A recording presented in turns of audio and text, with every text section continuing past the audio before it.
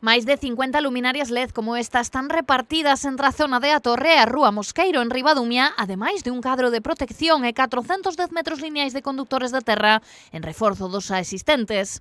Unha mellora que reportará un aforro no consumo eléctrico municipal.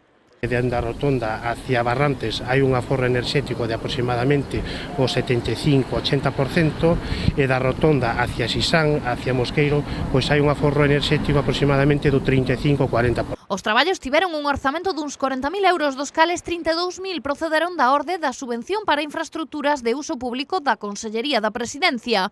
O 20% restante foi asumido polo Concello de Ribadumia. Isto entra dentro do Fondo de Compensación Ambiental, como decía o alcalde, na línea competitiva.